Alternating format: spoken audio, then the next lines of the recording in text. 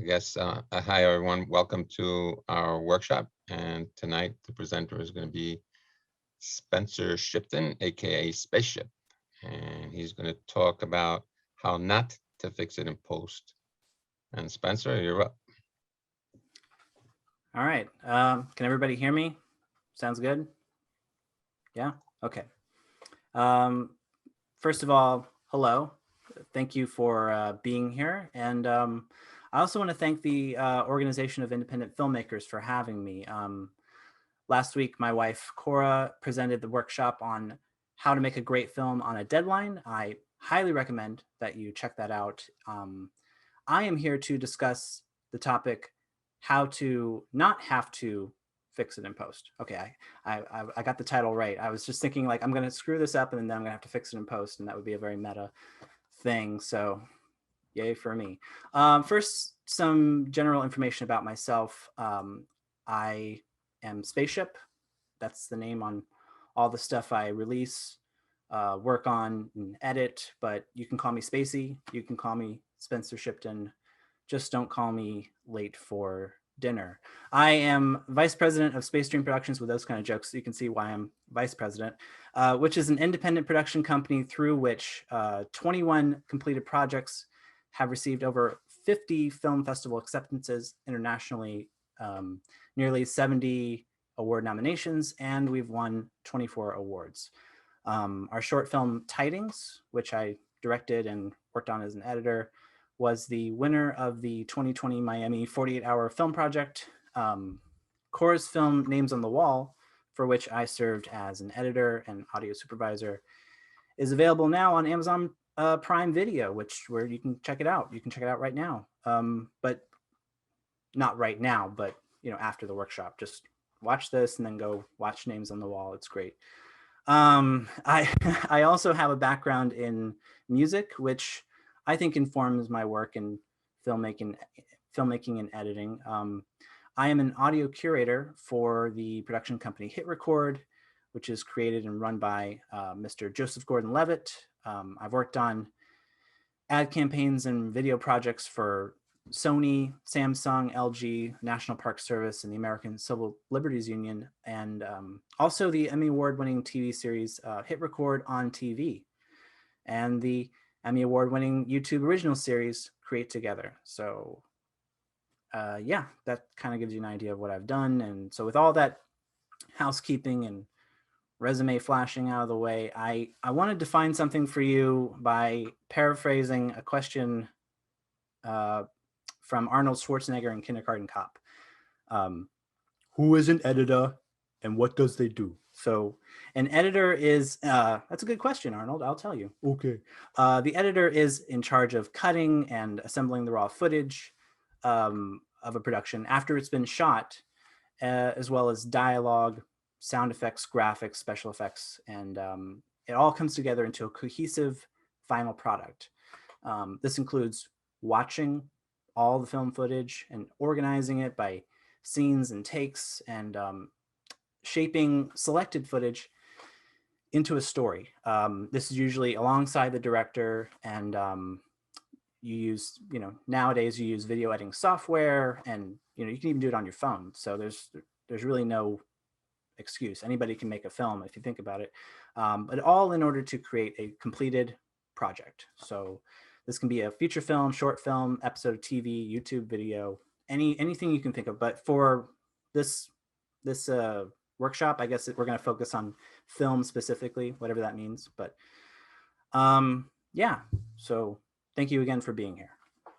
Now you notice the title of the workshop is how to not have to fix it in post. So let me present something to you. A metaphorical, all too common fix it in post worst case scenario. TM. This is all for the sake of example. It's not to make anyone look bad. It's not to make anybody look especially good. It's just kind of a,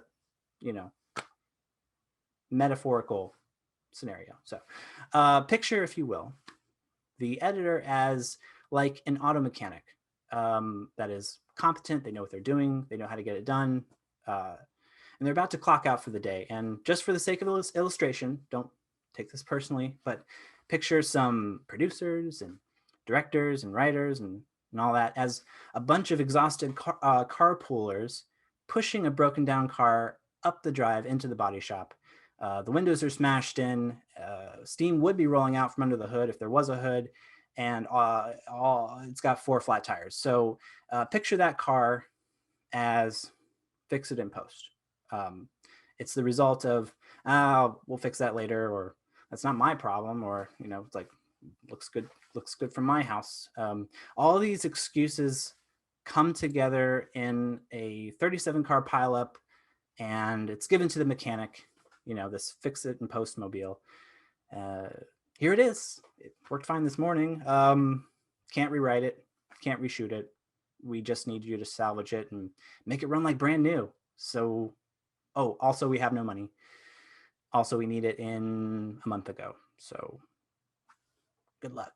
So that's kind of the scenario I want to lay out as to at its worst, because it's not always like that. It's just, to get the illustration across. Now, how is a car equal to a film? Well, on a basic level, a car that needs fixing and a film that needs fixing, they have at least one thing in common. They're generally considered a total loss when the cost of repairs exceeds its worth. So the role of editor can go far beyond that point of no return when a film is in dire need of service and repair. So through all stages of filmmaking, from your initial idea, story development, to writing the screenplay, to pre-production, and even for your production, for principal photography, utilizing an editor's perspective. That's kind of what I want to go from here, is the editor's perspective. It can save you time, money, headaches. It's a way of noticing all those dashboard lights, when they do come on, the check engine light, the check engine light, if you've ever seen Big Bang Theory.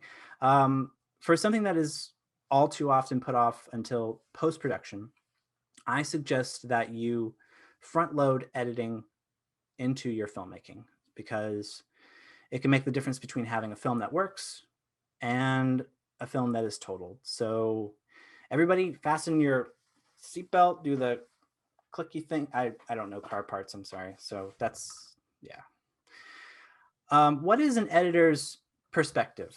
Well, it's a qualified term. I don't claim to know the one true all-knowing perspective of the editor. When I say an editor's perspective, I simply mean my perspective. The perspective is mine.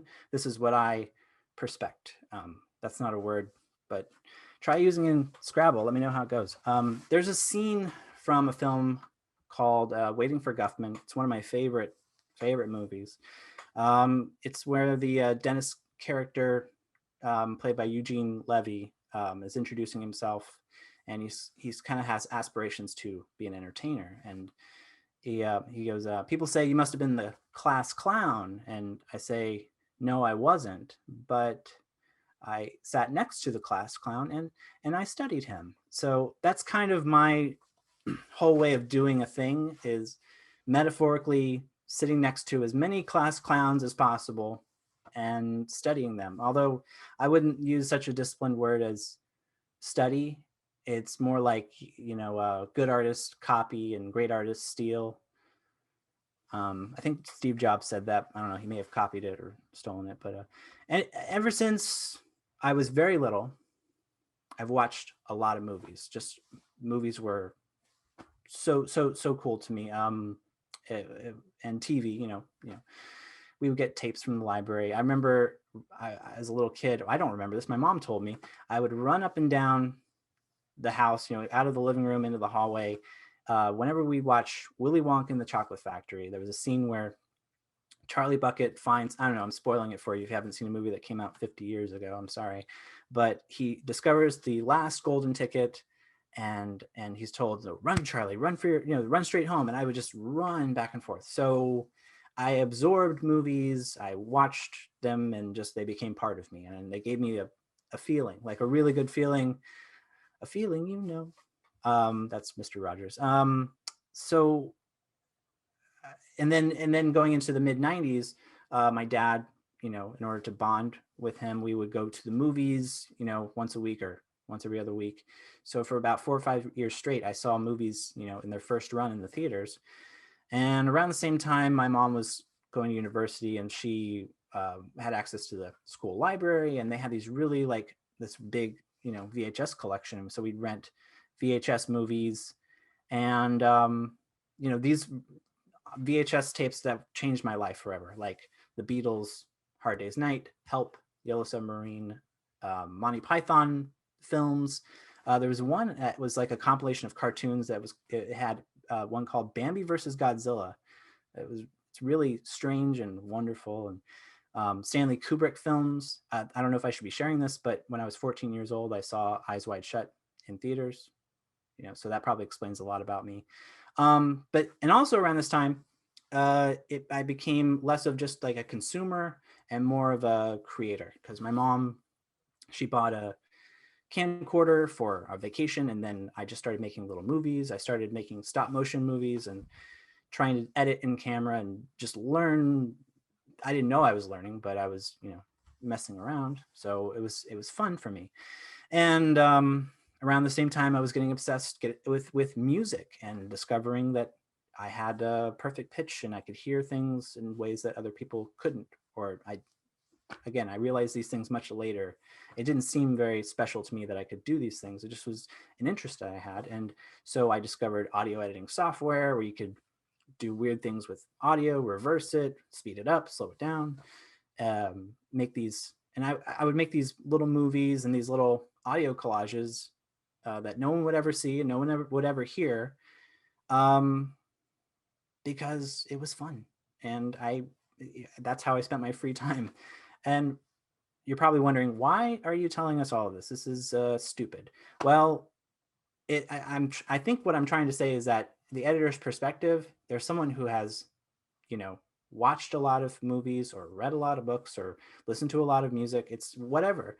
You absorb things and then you turn around and you are actively making things. You're actually cutting things and trying things for yourself. So it's a lot of, you know, gaining gaining a sense of who you are, what your tastes are, and then putting out into your world. Maybe nobody else hears it, but maybe it's just you or your friends. And you're actively trying to make something, emulate what you love. So, and what's cool is that I never thought I would meet somebody who not only loved movies, but made them. And that was Cora. And I married her. So it's like a fairy tale ending. And it's still going too. So, but I digress. There's a great book about film editing that touches on this idea that I will get into. It's by the famous film editor and sound designer Walter Murch. He worked on Francis Ford Coppola movies. He worked on, you know, so many great movies. It's called In the Blink of an Eye. And one chapter stood out in particular to me regarding a concept he calls the rule of six. So it's a list of priorities for editing. And the way that he ordered it from lowest to highest importance sort of confirmed and made real something that I already believed. If that makes sense. The idea that editing can be used for so much more than continuity, you know, where it's just you're trying to match shots and somebody picks up the cup and then you do another shot and they're holding the cup in the same position. You don't want it to be like where they're here and then suddenly it's down here or up here, you know. So matching action basically. So, but anybody who's seen movies like A Hard Day's Night or Monty Python and the Holy Grail or 2001: A Space Odyssey can tell you that continuity is often overrated.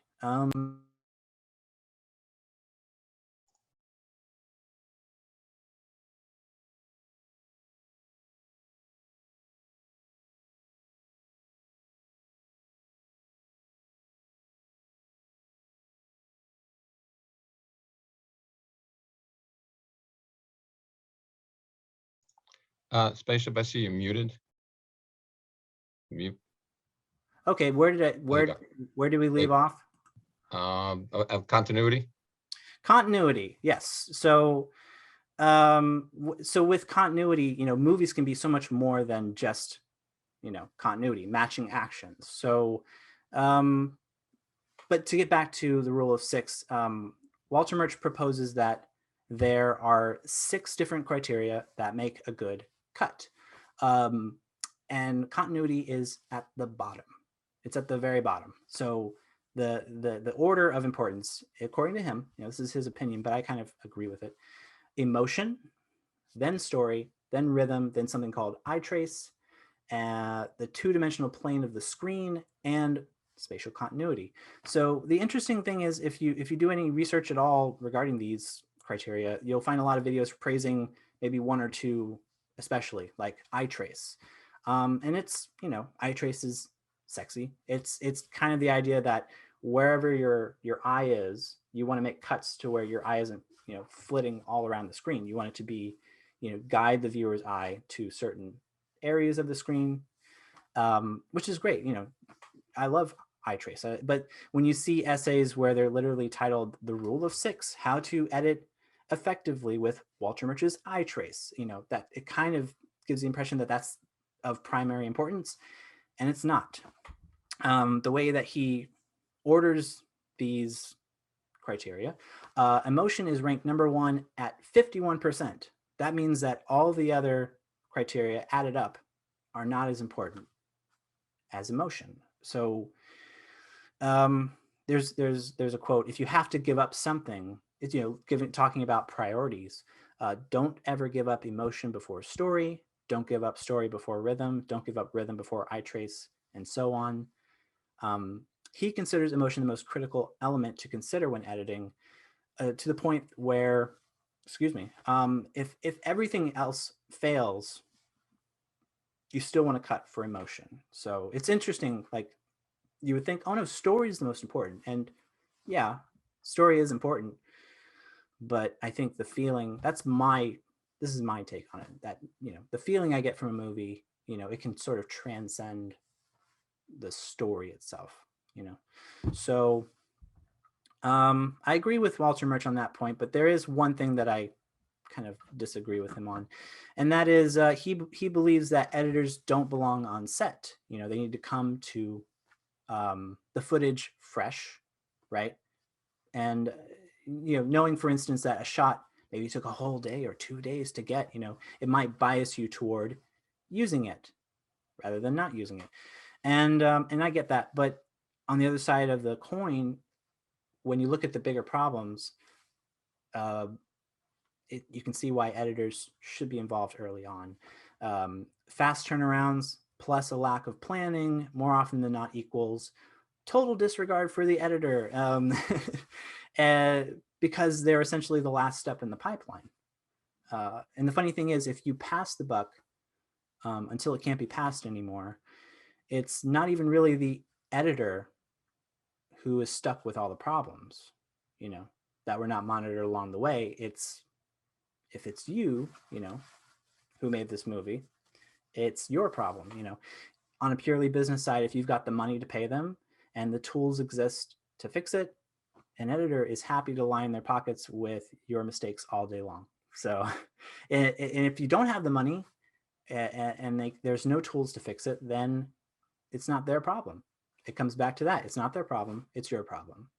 So it sounds kind of confrontational, and then look at, on the creative side, the time that is spent by an editor fixing problems is time that they're not spending on elevating the emotion, elevating the story, the rhythm, the visuals, all the things that makes an editor most valuable to a project. So if they have to spend their times on problems and not on the film, then it's not their problem, it's yours. So this is what it's not to say you're wrong or you're, they're right. It's just, what I'm proposing is that the editor's perspective should blur all these lines between separate phases of production to save you from those problems. So before a film is edited and assembled, before it's even shot, before it's planned, before it's prepped, before it's even written, we got to go back to where it really starts. The idea, there's a little light bulb. There's a light bulb there, but just imagine it's right above my head, like ding.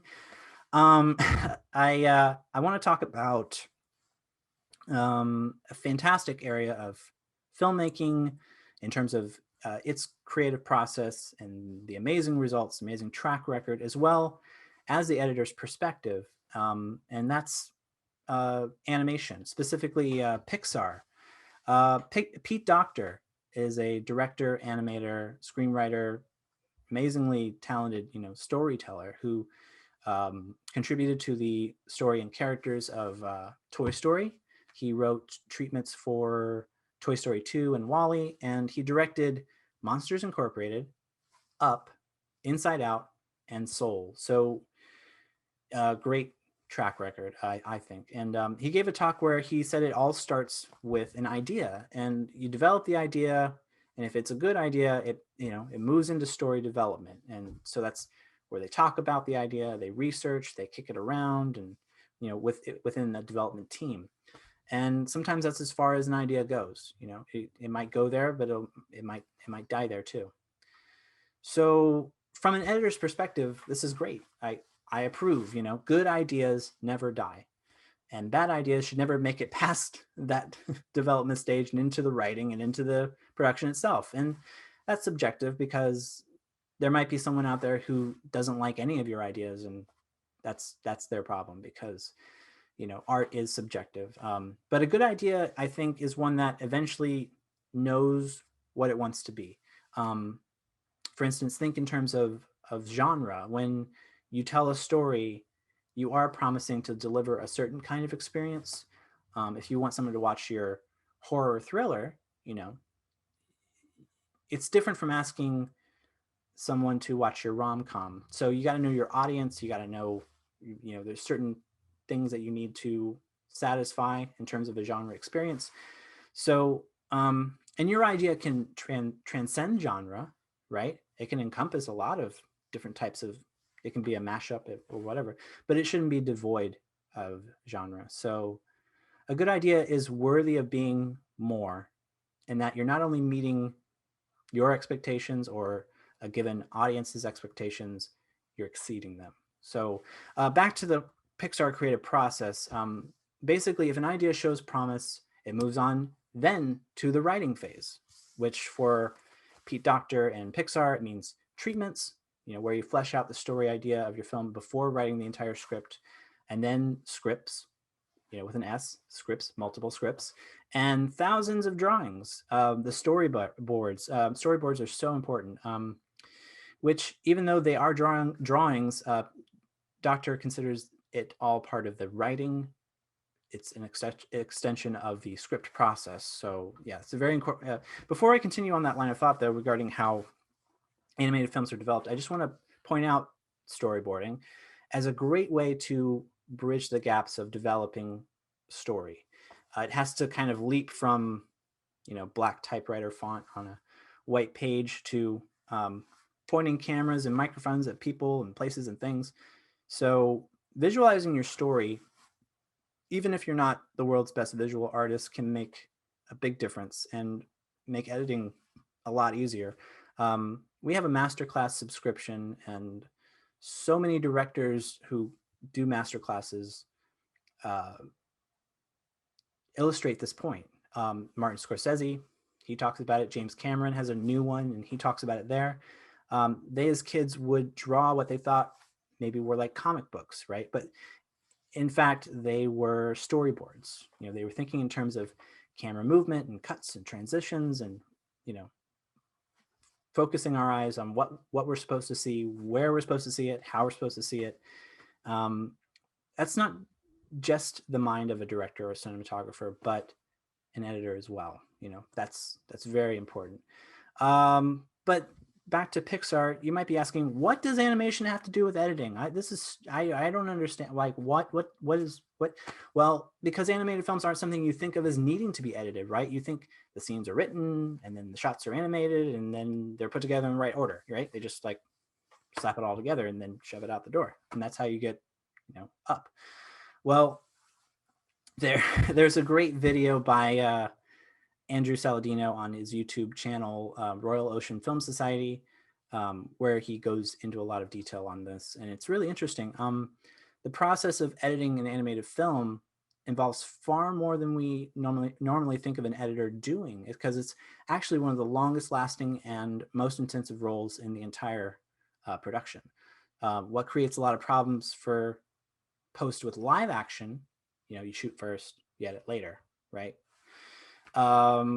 Where animation prevents a lot of those problems by doing the reverse. You edit first and shoot later. So it's interesting because that it seems like you're just like flipping the whole thing upside down. It doesn't make any sense. Why would you do that? Well, no, the directors and writers of animated films, Pixar, sure, but other ones as well, other animation studios as well, they want the editor to sit with them and figure out the movie together. They sometimes editors get a chance to help write the movie. So it's fascinating because it's different from how we intuit it, right? We think of it as, well, the editing comes later, but and you might think that that's how animated movies have to be made, right? It has to be a backwards process because there's a spontaneity to live action, and you can throw caution to the wind and just start experimenting and playing around, towards the end.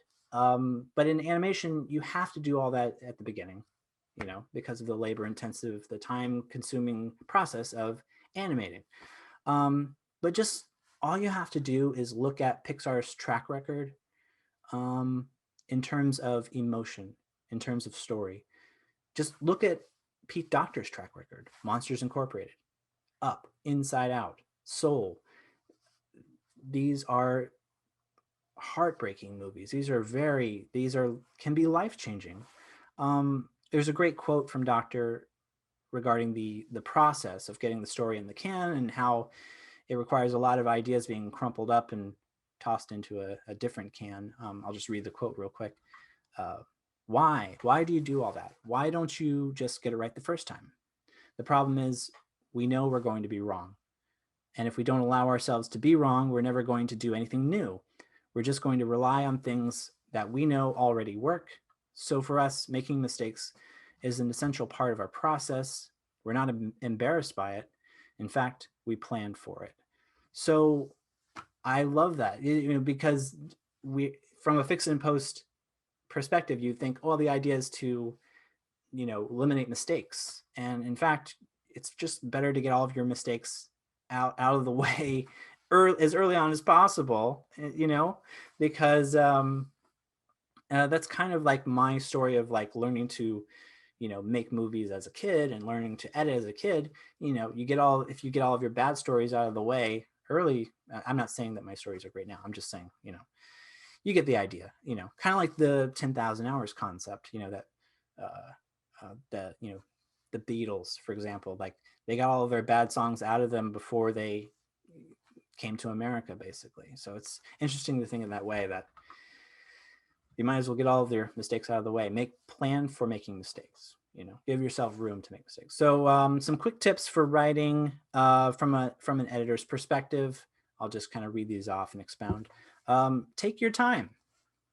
If you're working on a deadline, that can be tough, but if you're drafting, screenplay, if you're trying to write something, take some time away from your script to recharge your creative juices, because this is true for film editing too. You can't just be a slave to the computer the whole time. You have to, go out and get some sunshine.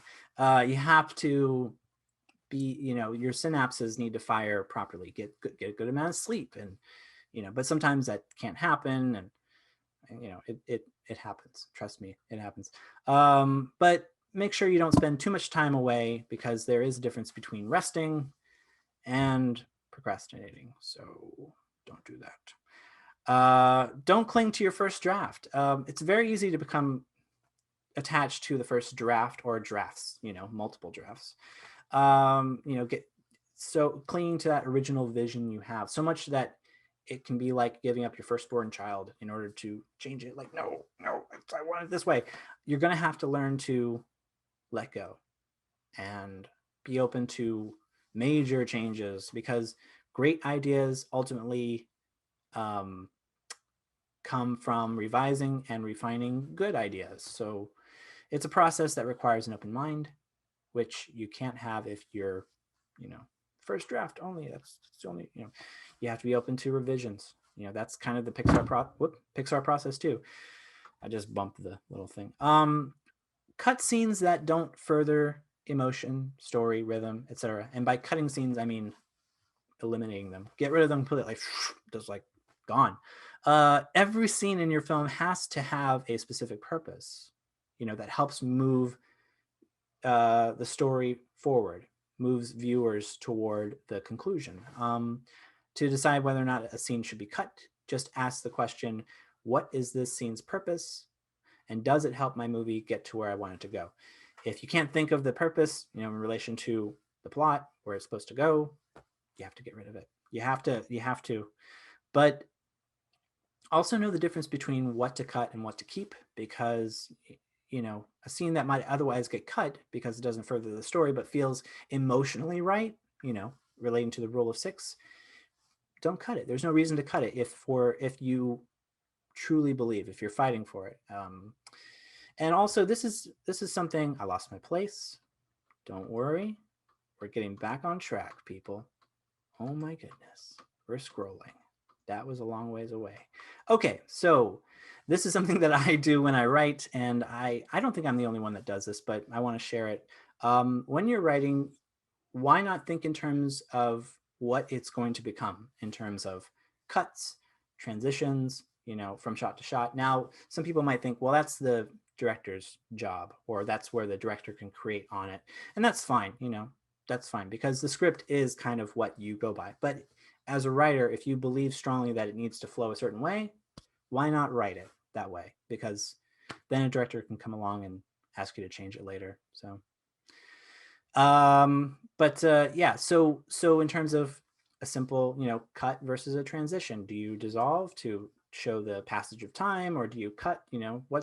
Sometimes you can think in those terms of dissolves and fades and cutaways. If you want to do an insert, you can write that into your script. If you want to see a close-up of something, or if you want to focus our attention, thinking visually is a good way to do that. Cross-cutting, this is great. Obviously cross-cutting is something where if you're on the phone with someone, then I'll be over here and they'll be on the phone here, or we'll be cutting back and forth between two different places, and we're like, hello, and they're like, hi. But you can also cut between literal past, present, future, or memory, or imagination, or dreams. You can cut back and forth any way you want. So cross-cutting is a great way to do that. Jump cuts, disjointed edits in the same action, it's that's a technique that you can use in your writing. And match cuts are so I mean, if you've ever seen, there are some famous ones. There's obviously Lawrence of Arabia. He blows out the match and it goes to a the sunrise or sunset. It's like it's really, there's a lot of power in just the images. And that leads us to the next point. This is my own pet thing. So cut dialogue, create visuals. Dialogue is important, and you can write your film like a novel, and that's totally fine. That your characters can talk.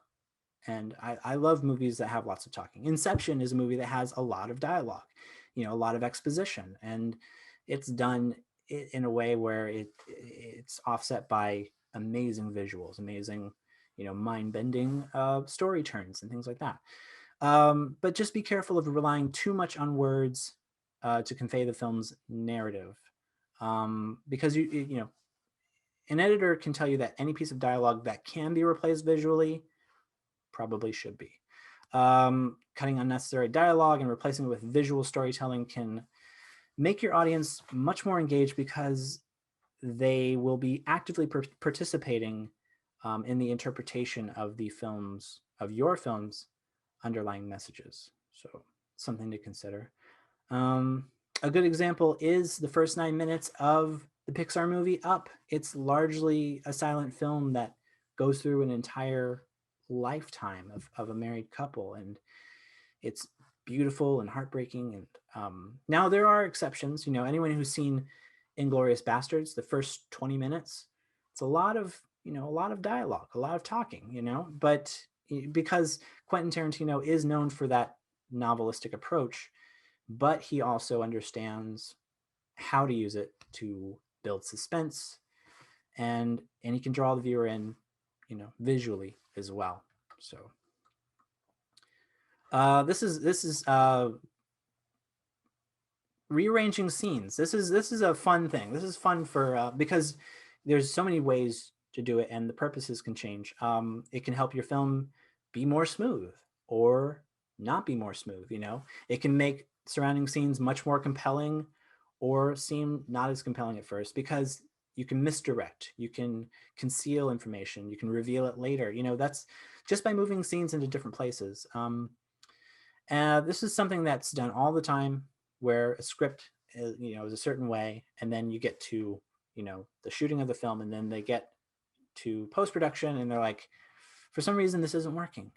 Like the original Star Wars film, A New Hope, there was a lot more scenes of Luke Skywalker's life on Tatooine that ended up getting cut for whatever reason. We don't get introduced to him until about 20 minutes into the movie. And we just pick up. We don't really need to know a lot of his backstory to know that he doesn't enjoy being where he is. He feels like he's lacking in some way. So what's interesting about Star Wars is that the original film is that it was a big budget film, and it had so many like production problems in terms of time, money, headaches. And I just wonder what it would have been like, especially for George Lucas. I think he ended up having to, being admitted to the hospital during the making of it, I think. But just imagine if he had, in the writing stage, used the same tools of editing for writing that he did for assembling the film. So why not learn from the best and apply the methods to the film far earlier in the process? So rearrangement is a very powerful tool. So now you might be thinking, no, I just want to write, right? I just have my ideas, and this is my story, and I just want to write it the way I want to write it. So just leave me alone. I don't want an editor. I don't want anything, and that's valid. That's a totally valid feeling. I don't want to invalidate that. But if I can just offer my editor's perspective, it can be really beneficial, and the process at Pixar, it's not one person writing. Usually it's a team of writers. They all have, it's a team effort. They have these strong ideas of what they think will work, and they spend their time essentially trying to convince each other as desperately as they can, if they really believe in something. And if it works, it stays, and if it doesn't, it gets cut.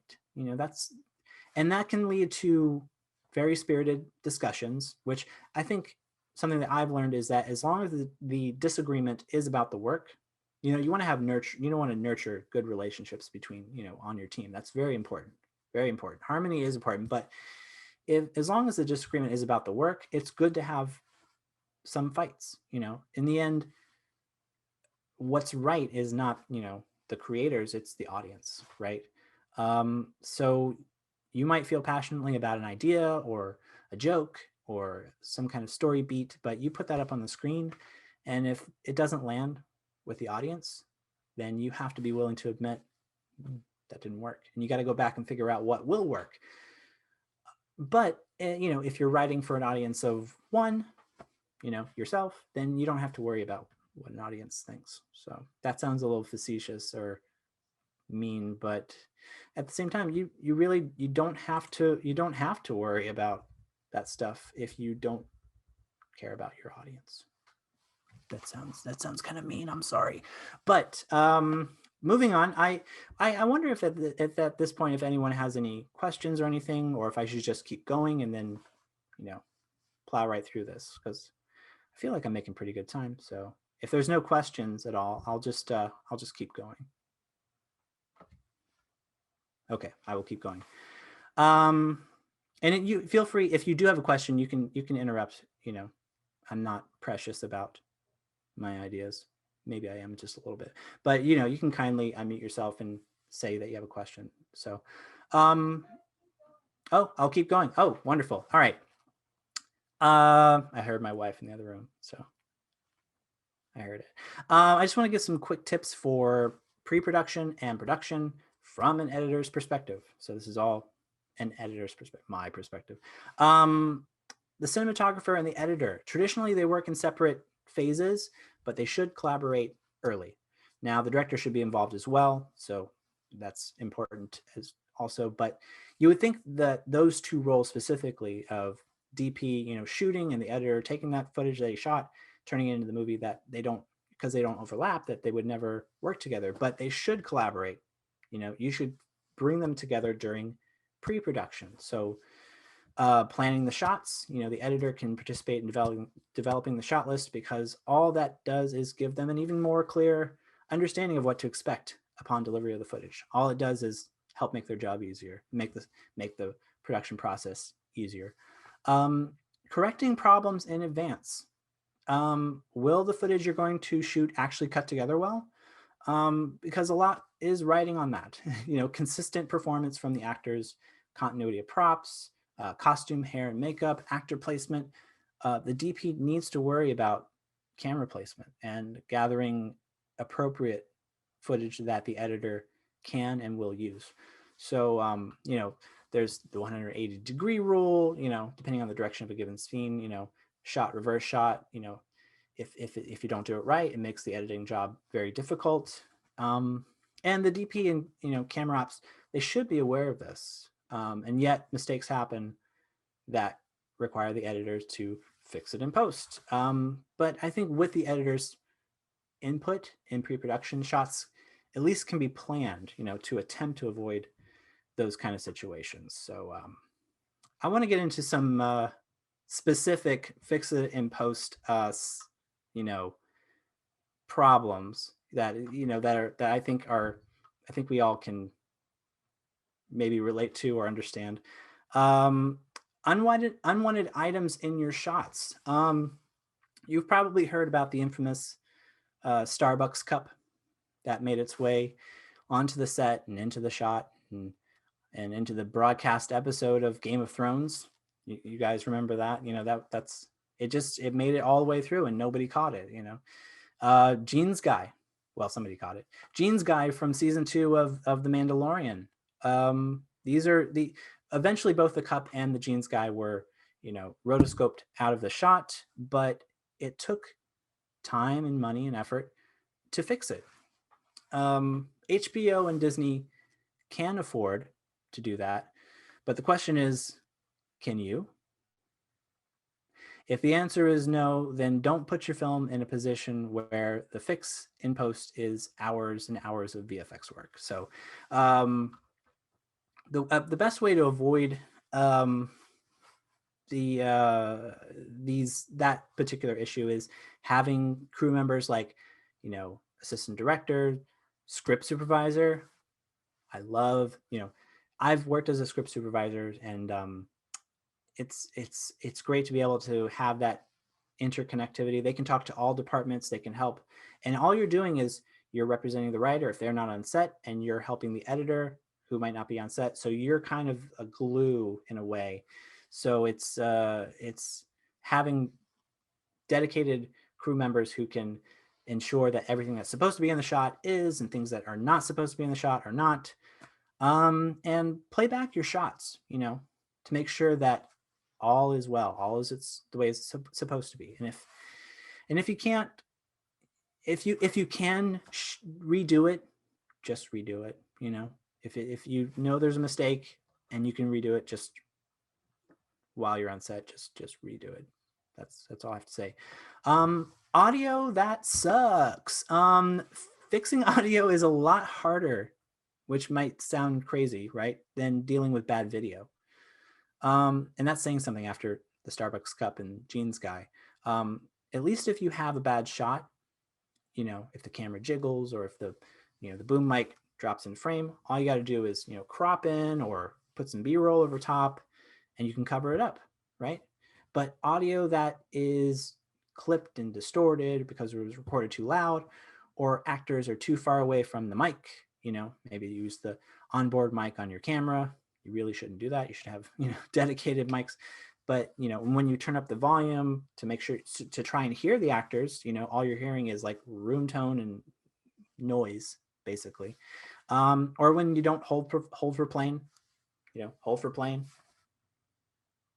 You ever done that? Because there's no way to remove unwanted sound without also removing the part of the sound that you do want. So make sure your audio is good. That's my editor's perspective on sound. I guess I'm kind of I'm have a thing for sound, music and all that stuff. I love sound.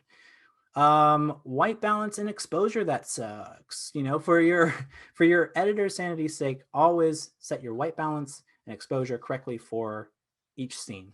Blowing out your highlights means you don't have any detail in the light of your shots, and a shot that's too dark can cause a lot of visual noise, a lot of ISO, but there's a lot of the newer cameras nowadays work a lot better in low light, which is great, but you still, if there's no information in the shot, there's literally nothing to fix. So make sure that your shots are lit properly. So that's my advice on that. Out of focus shots that suck. That's really something you can't fix in post. You kind of have to own it. There are tools built into cameras today that can help you with this. Focus peaking.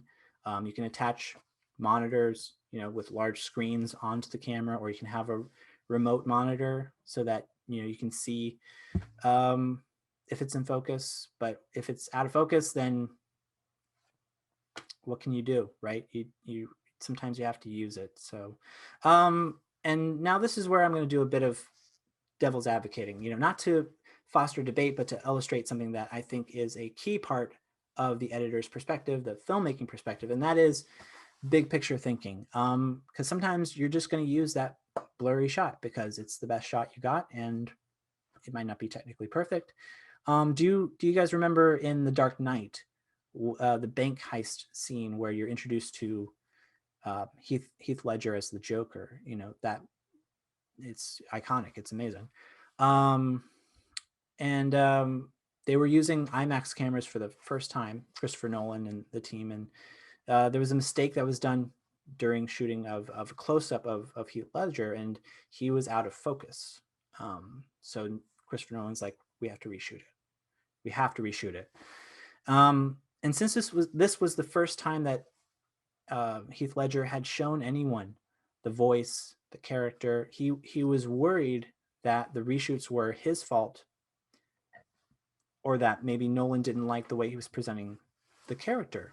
It's very, it's that's something that you need to keep in mind, is that your actors have feelings. They're in this raw state, when they're creating a character, portraying a character. So, Christopher Nolan assured him that the character was perfect and it was just a technical thing. That's very, because if the performance is good, praise them, let them know that it's why you need to reshoot it. But ultimately, the original blurred shot was, Nolan grew to love that performance and that shot so much.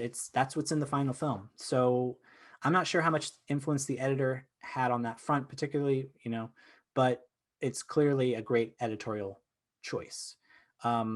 Because the big picture means you're choosing which shots work in a way that's more than just placing technically perfect, cinematography in the right order, because that works for demo reels, to show how good you are, but it doesn't really work for movies as a whole.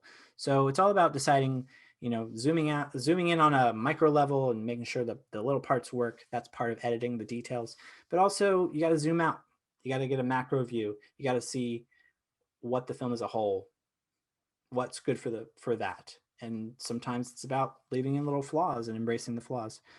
So if I were to counter the fix it in post mentality, it would be in two ways, because art is subjective, right? One is, if it ain't broke, don't fix it. Sometimes there's happy accidents. Sometimes there's little imperfections. There's some little weird thing in the script that is kind of odd, but it just stays there because it feels right. I don't know if you've ever seen Punch Drunk Love with directed by Paul Thomas Anderson. It has Adam Sandler.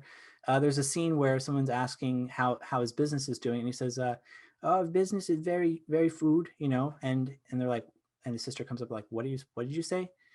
Business is very." No, you said business is very food. No, I meant business is very good. And it was a vestige of a early draft where there was a typo, and during the development process, they're like, the director chose to keep it because it was kind of funny and made it's like, oh, I typed, it was a typo. Business is food. So that's the idea of like, there's unexpected things that you need to embrace and make intentional. That's fine. That's totally fine.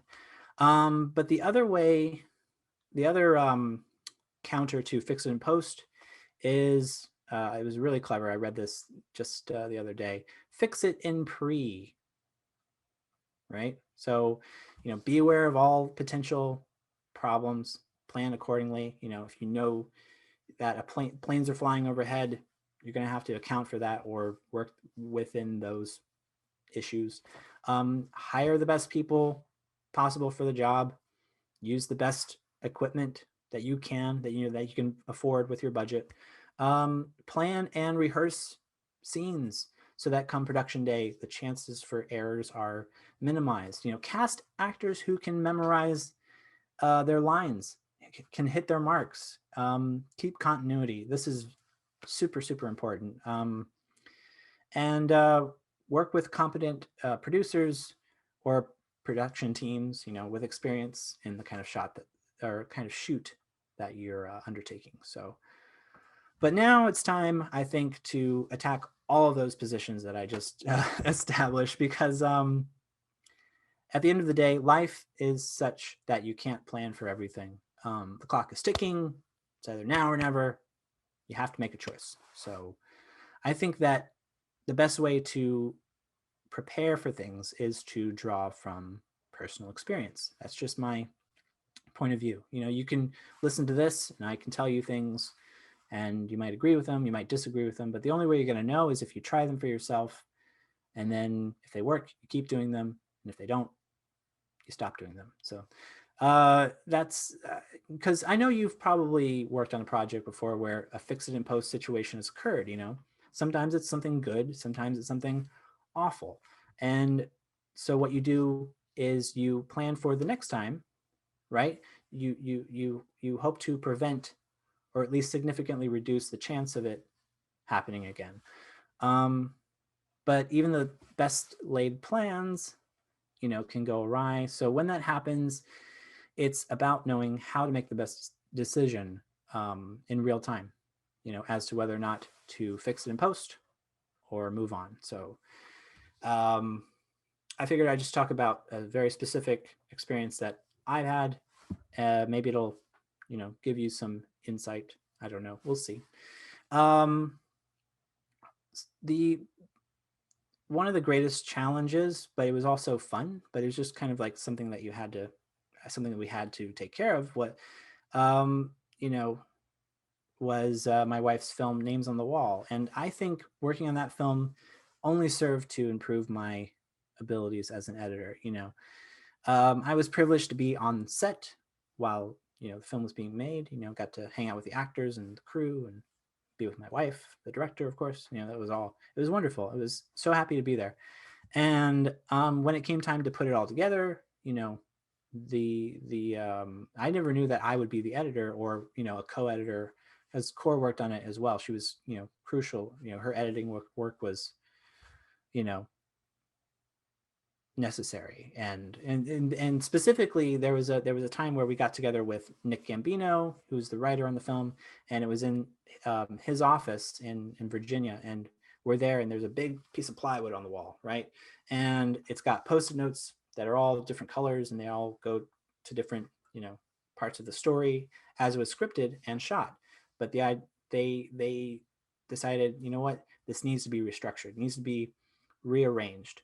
So and I just remember that it was really cool to see that they could like move things around and yeah, so the editing process became structuring the movie different from the way it was scripted and shot. And what's funny is that it's not as if the film was was even broken to begin with. It didn't necessarily need to be fixed, but you know, I think if the film had not gone through that process, if I had not gone through that process of having to learn, you know, how to really edit on that level, I think that we would have ended up with a more traditional, straightforward, maybe less powerful film. I'm sure it would have, Names on the Wall still would have been special, but I have no doubt that the overflowing levels of emotion and response to what it ended up being are because of the work, right? That was done by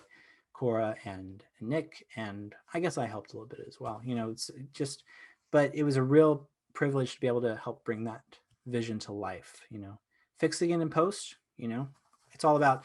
I'm saying how not to have to fix it in post, and yet fixing it in post made me a better editor. So, and so many times in film history itself, it's creative solutions that have resulted in dramatically improved end results, you know, and not just film history, just in life in general, you know.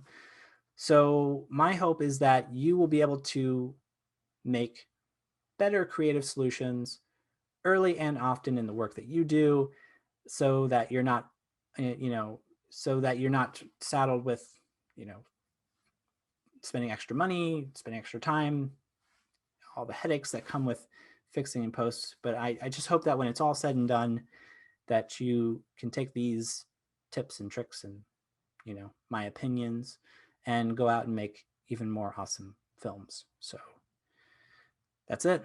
That's about all I have. Thank you so much. And if anybody has any questions, if anybody wants to chat for a bit, I think we've got 32 minutes.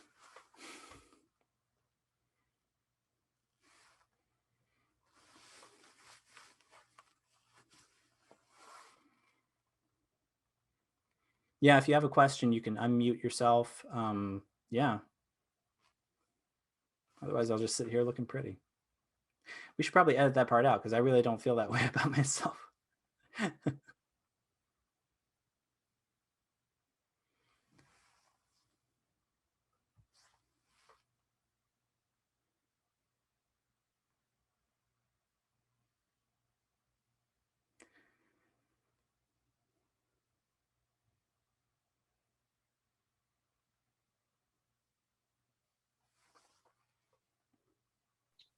I'm just going to jump in and say this was great. Thank you so much for doing this.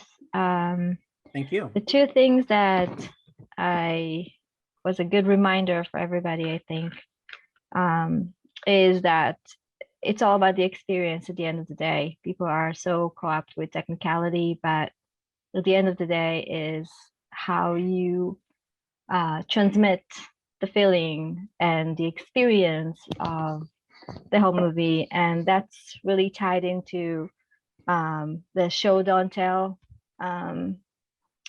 So bring the audience to be engaged and be part of the movie, part of the experience. So that was the number one, I think, take a reminder, a good reminder for me. Oh, thank you. Yeah, of course. It's interesting because I think there is this impression that people need to be fully formed and amazing straight out the gate when it comes to anything. I think it's kind of this impression we get when people are talented, that we don't see what goes on that forms the talent. You know, we just think, oh, they just were born that way and they just did it that way. And they, you know, and I want to do that, you know, but it is kind of, it is about going through the experience. And then when you come out on the other side, you know, you have an ability that's something you've never, you know, never done it before. And then you do it and now you can say you've done it. You know, that's very valuable. But I think oftentimes some people get discouraged because they don't know everything, or they try something and they fail. And yet I think that's part of life, is you try, you fail, and you try again. And you know, it's about cutting yourself some slack along the way. If you're the type of person that is prone to crippling self-doubt like I am. So It's about the journey and what you get from it. So Mhm. yes, you learn from every mistake. Sometimes learning what not to do is as much as important than knowing what to do. Mhm. Oh, No, I agree. Hey, Spaceship, there are two questions. If you can go into the chat and see for everyone, it's not letting me copy paste. For some reason, Okay. it keeps coming up as Cora's things from last time. Okay. So one was Cora and one is from Tanya, I believe. Okay. Let me see what I can do. Let me see if I can find It's- scrolling. the question was, what was the most challenging things you had to fix in post? Oh, there you go. well, I mean, I guess I can talk about Names on the Wall specifically. I think my wife will allow me to discuss that. We, on a technical level, that was a film where it was shot on a Canon 5D, I believe. So, you know, the picture is great. And what's interesting is that the frame rate, this is a technical thing too, but this is something that, you know, it's good to have in mind, is when you're shooting action, oftentimes you'll see if you're watching, say, Loki, right? Or Falcon and the Winter Soldier, you'll notice there's a certain kinetic energy from action scenes.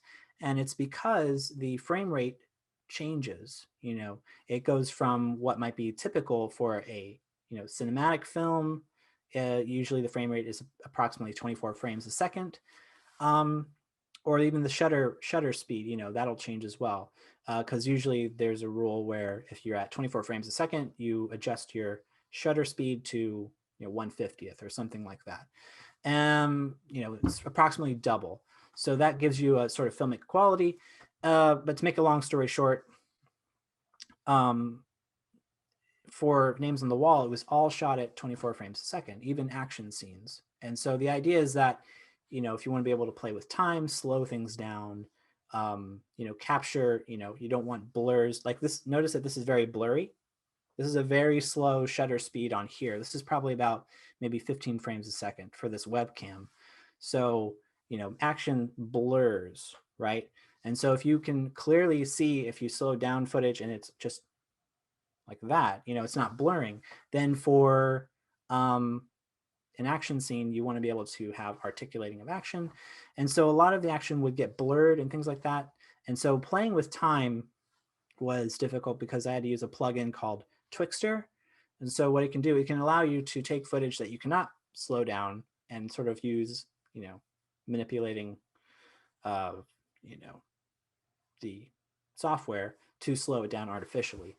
So it creates a certain effect, but, you know, probably, you know, if I were to go back in time and say, hey, we should probably do different frame rates and different, you know, shutter speeds and things like that, I might have done that, but at the same time, we still wouldn't have the film that we have now. So I don't regret that.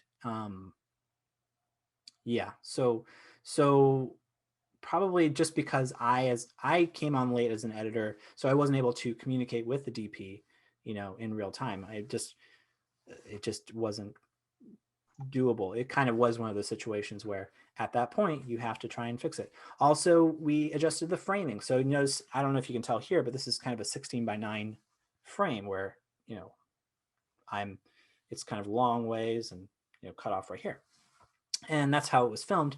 And so to have more control over composition of shots, we altered this is common too. This happens in a lot of movies, mainstream movies, where they'll alter it to be a lot more, you know, less headroom, you know?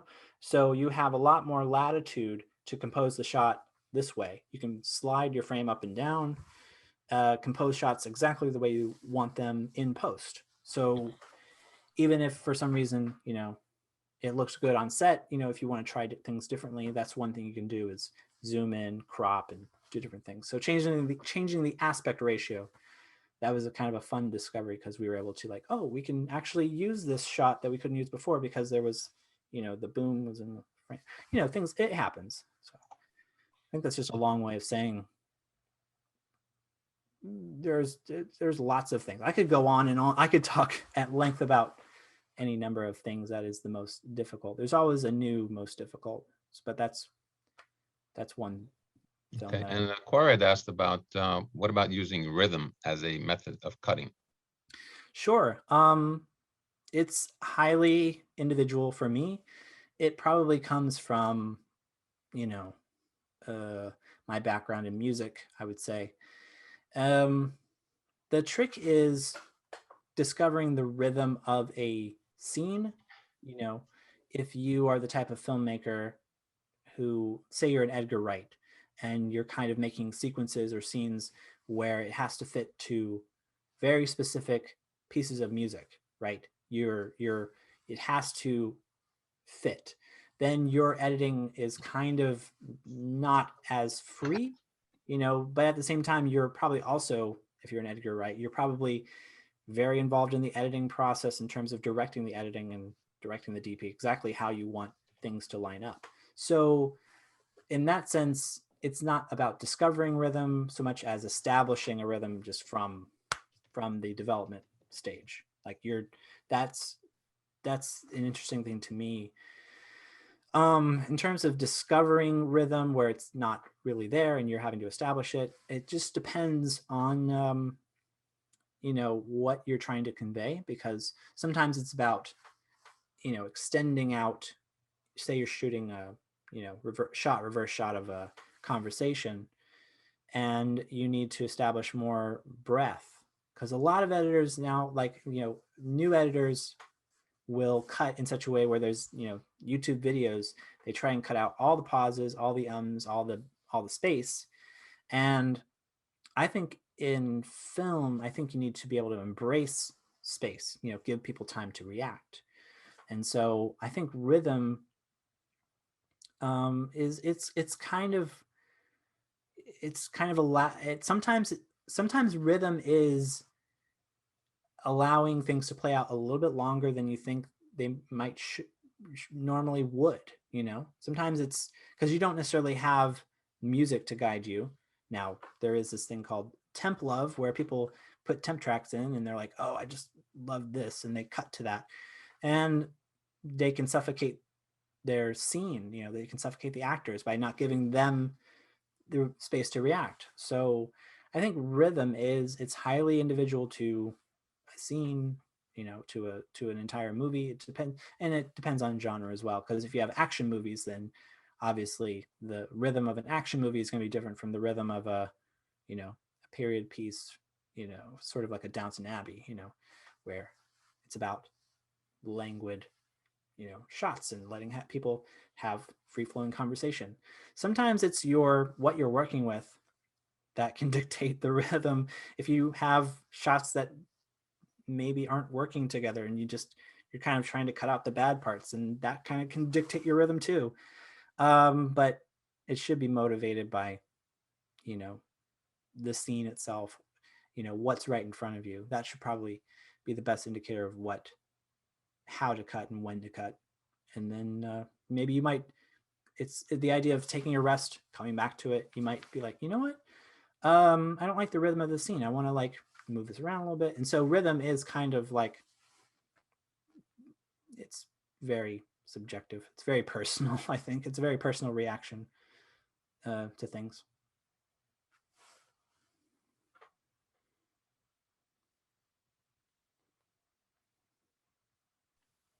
I had a question. I don't know if it's more of a statement, but it's a question to you as a seasoned editor.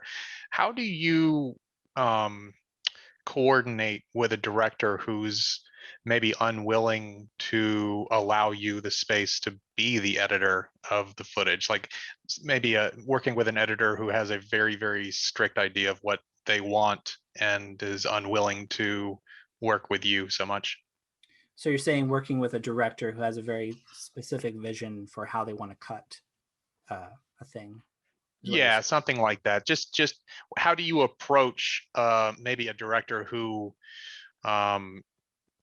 doesn't like your edit and then gives you like 6 pages of this is how I want it done?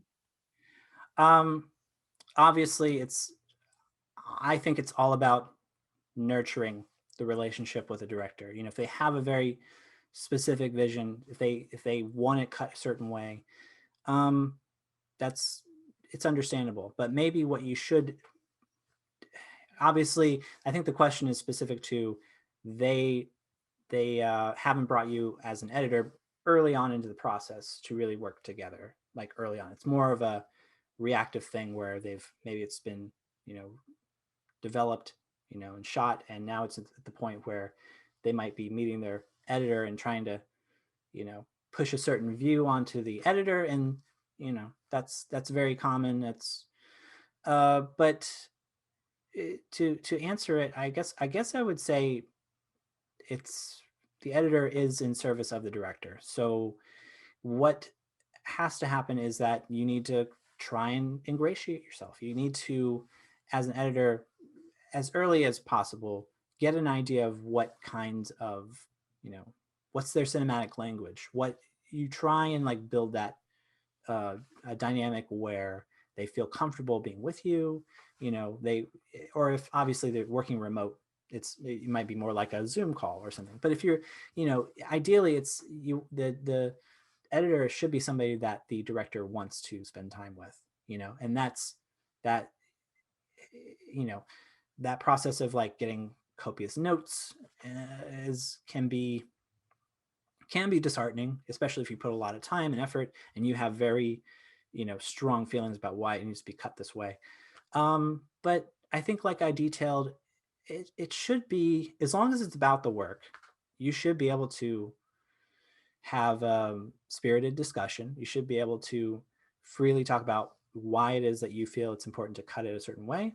Your director needs to be able to articulate why they feel the way that they do. And at the end of the day, it's the director who calls the shots. So really, I think it's kind of a lesson in communication. You need to be able to communicate your thoughts clearly. And then also receive. Communication is a two-way street. You need to be able to receive from the director what it is that they're trying to achieve, what they want. And ultimately, sometimes it's, I was reading about the writing process for, might be controversial. I enjoyed the movie tremendously. Star Wars Episode 9, The Rise of Skywalker. The writing process, that talk about a film where they lost 6 months of production time. So for that alone, the fact that they made a movie, it's incredible that they actually made a movie.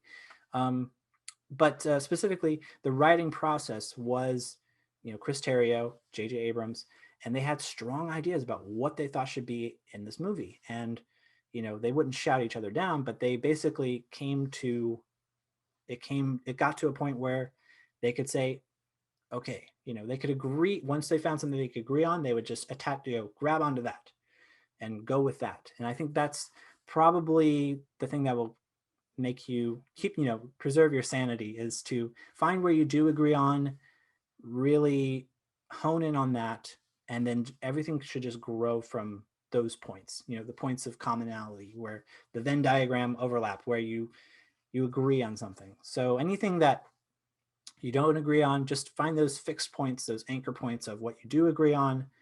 And yeah, like it's picking your battles. So. Okay, thank you. And Tzvia had a question about what editing software do you use? And to follow up on that, what is your favorite plugin, if any? We use Premiere. We use Premiere and After Effects and things like that. My favorite plugin, I don't know.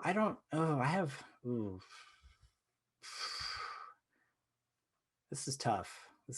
I'm gonna do a little cheat because it's not necessarily a plugin, but it's this new AI software that I've found that I've been using in a couple of projects that it's kind of blowing my mind what it can do for editors. And it's called EB Synth.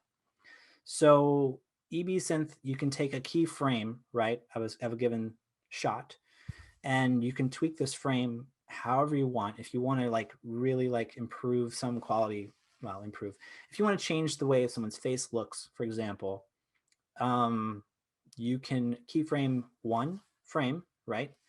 And then this software, you plug in the one frame, you put in your parameters, and it will generate on its own. It will use artificial intelligence to take the one keyframe as a reference and apply it to all the frames. So you can do facial replacement. You can make, use some type of age filter on a person's face, or make them look younger, or add makeup, or brighten their eyes, do anything you want. And it will take that effect for one frame, right? Sort of a Photoshop effect, and apply it to a series of frames. Now it's a little bit buggy, but the beta version that just came out is really, really, it's made some improvements, and you can do it. You can apply it in a lot of ways. You don't have there's animation. You can do rotoscoped animation. You can do all sorts of things. There's a YouTuber who goes by he goes by because it's his name, Joel Haver. He creates these really interesting rotoscoped animated videos, and he's got like 1 million subscribers. And these videos they're improv, right? But they use animation to kind of create whatever world they want. So the possibilities for editors nowadays to manipulate footage is really, it's kind of the possibilities are becoming more and more endless, what you can do to change the look of your movie, your film, anything that you're working on. You can dabble in all sorts of, so that's the big one. It's called EB Synth, and it's completely free, and you can download it. And yeah, I would love to, you can go on YouTube, and there's all sorts of things where people are trying EB Synth with things. And Can you spell it out? EB Synth, EBSYNTH. So it's all one word. Great, thank you. And we have another question from Jay. It's a bit of a broad question. How should one break into the film industry without going to film school? And can doing PA work or other entry-level jobs help? I want to work in post-production as VFX artist, sound designer, screenwriter, and possibly video editor. That is broad. I think let me I think I know who can answer this question. Cor? I think my wife can answer this question a lot better than I can. I'll start off though. If you really want to gain experience in film, you don't have to go to film school. That I never went. I'm completely self-taught. And if you look at people in the industry, there are plenty of people who didn't go to film school. There, Taika Waititi, the director of What We Do in the Shadows and Thor Ragnarok and the upcoming Thor sequel, he and Jojo Rabbit, he didn't go to film school. He told us this himself. We were at Sundance, and my wife went up to him. She's like, I was just like, I never, I just feel like, how do I compete? I never went to film school. And he's like, I didn't go to film school, so it's interesting because film school can provide, great contacts, and, there are benefits, I'm sure. I've never been. So I think it kind of comes down to being willing to, volunteer your services. I'm waiting for Cora to come here. Cora, you want to come here? Okay. Sorry for yelling, but I'm just making sure that someone competent can answer this. Oh, look who it is. I'm not Wait. planning on being on camera. Wait, you're this small. I know. All right, come closer. I think my wife can answer this question a lot better than I can. Here she is. Do you want to switch seats, or No, you're good? mostly Oh, okay. face. Oh, I see. So I would say that the best way to break into film is to just work on anything. Just start doing stuff, show up, help. Don't give away the milk for free, as it may be, but definitely find people who are actually doing real projects that you can be a part of, and just get a couple onto your resume, and then start working on actual paid projects. And I actually have, did we release the PA episode? already? I don't on the think we podcast? have. I don't think we Okay. have. We have a podcast. We have a podcast. called She has a podcast. It's called Filmmaking Actually, and it there's an episode coming up, if we haven't released it yet, that goes over how to like be a PA, actually, how to rise through the ranks by starting, and how to actually effectively navigate that and not end up in this spinning wheel of working for free as a PA for the rest of your life, because that's not productive. I worked as a PA for my first film set experience on did. Names on the Wall, which you can watch right now on Amazon. You can go to Amazon Prime Video. You can type in Names on the Wall, and she directed it. Okay, this is your class now. But yeah, I would say I don't remember the things that were listed out, but another thing is just to start doing stuff. There's, especially if you're looking for post work, there's a really great website called hitrecord.org, and you can, there's a bunch of projects and collaborations happening there. You can download stuff to edit, to like just get stuff to play around with, and it's a very welcoming community. So it's not like you're going to put it up and you're going to get a bunch of trolls telling you suck. It's a really cool place to kind of try stuff out, try new programs, try things that, oh, thanks, Megan. And thank you, Tanya. Anyway, I won't take over, but that is my answer to the question, and I'm sure you can answer it as well as I can. Bye. That was the answer to the question. I have no more to say. I wish you all bye.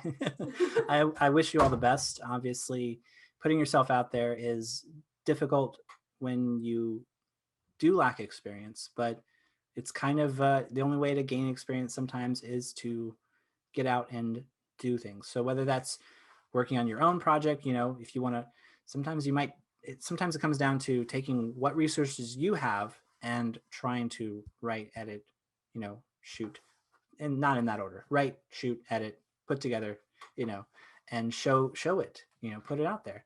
But if you, in a professional capacity, you kind of do have to just do the work of reaching out to people and seeing if maybe it's people in your community, or, Facebook is a good way. We found a lot of collaborators and opportunities on Facebook, of all places. So that's about all I have to say about that. I sound like Forrest Gump right there. So are there any other questions? I feel like this is kind of fun. I wonder if there's like, do I have any hidden talents or something at this point? I'd like to keep it on topic, but.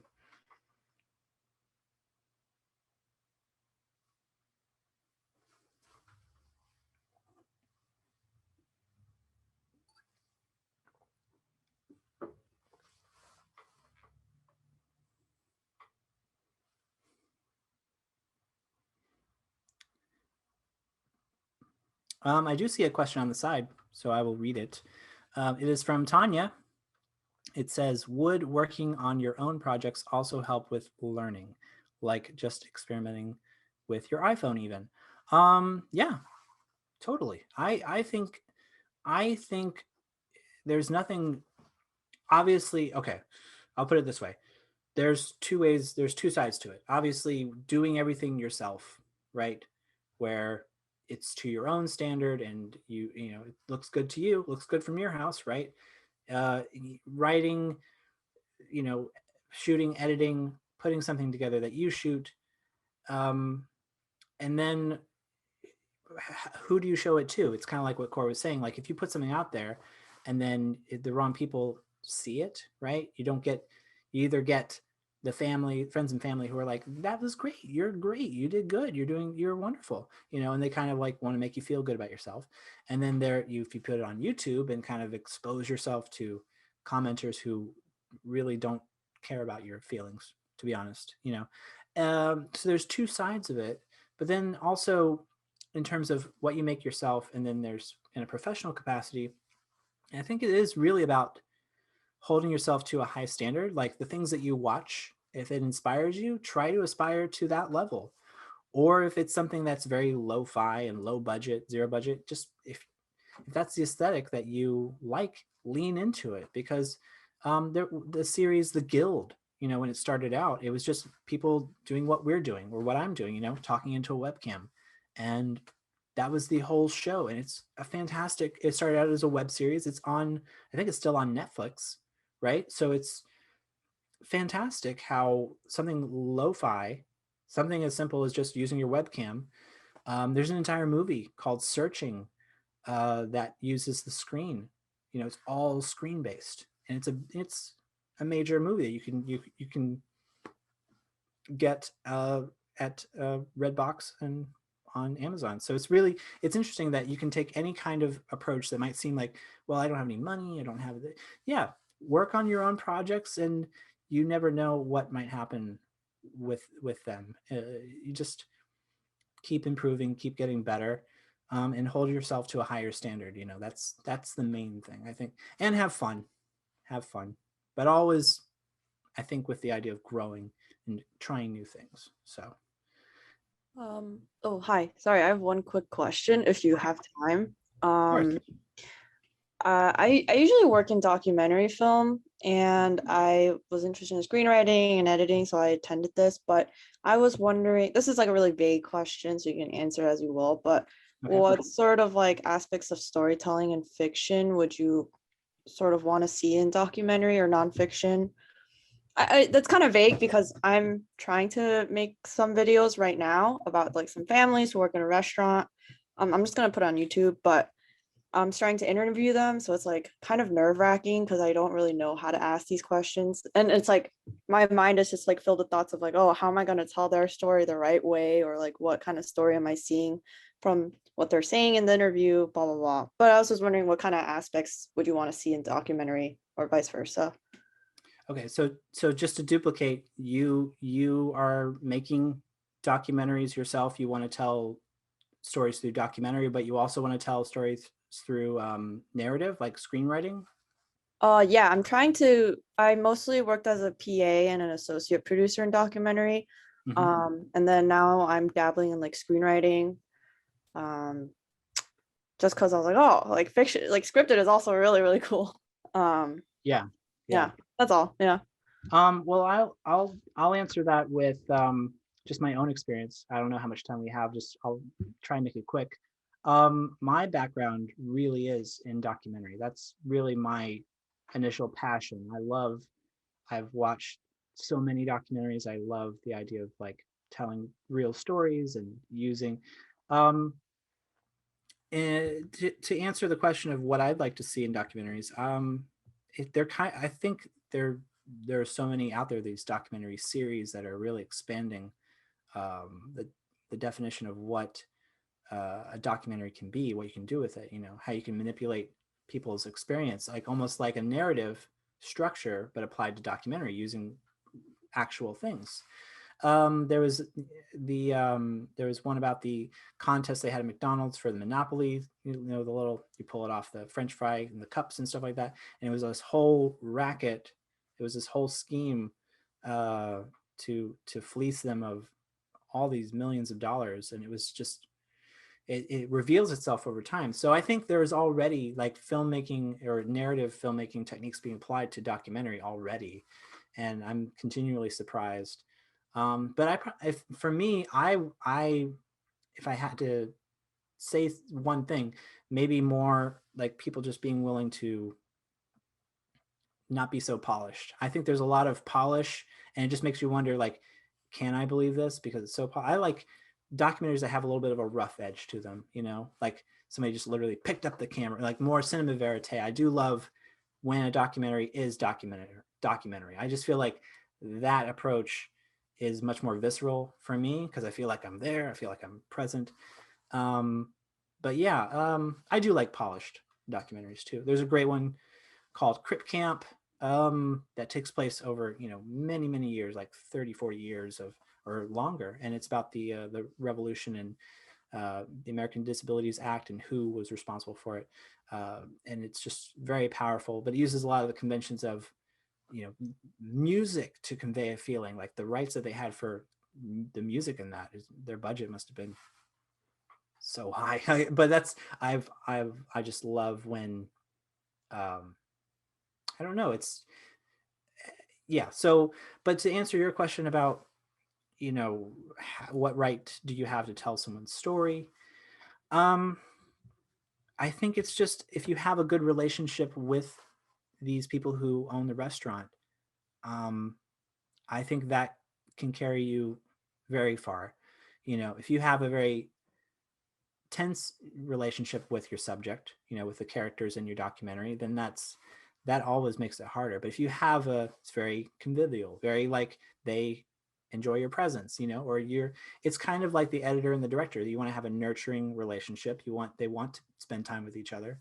And that usually results in a more revealing final film, I think, you know, because if your subject is, there's an approach like Michael Moore's approach to, you know, like Bowling for Columbine, but not everybody in that movie was like, you know, where he was confronting, pushing a camera in their face. There are people who wanted to talk to him, who felt comfortable talking to Michael Moore, but he would save these choice moments for confrontation, you know, because it was so crucial to the message, and that is not about gun violence, but really about the trying to make everyone live in a state of fear, constant fear. And so he used that film as just kind of like a meta commentary, you know, when he goes after these big names and then they run for the hills, you know. So he used it judiciously. He used it very sparingly. And I think that's, so if you want to get along with the people and you want to feel comfortable, you know, that's a conversation that you can have with them, I think. And I think if they're receptive, then that hopefully that puts you more at ease about the kind of questions you want to ask. So, but yeah, so that's, hopefully that answers your question, and good luck with it. I look forward to see if it's going to be on YouTube. I want to see it. So please, you can reach out to us. We have a website, info@spacestreamfilms.com is the email address, or you can go to spacestreamfilms.com and you can find us on social media at Space Stream Productions, and you can find me, Space Stream. I mean, I'm not Space Stream, Spaceship. So, but yeah, I look forward to hearing from you guys if you have any questions or just want to reach out. Yeah, that's about it. Thanks so much for coming, guys. I guess we're out of time. How do we end this? Should we go out singing? Thank you so much, Spaceship. You're welcome. And everybody, thank you for attending, for participating, and have a great evening. Thank you.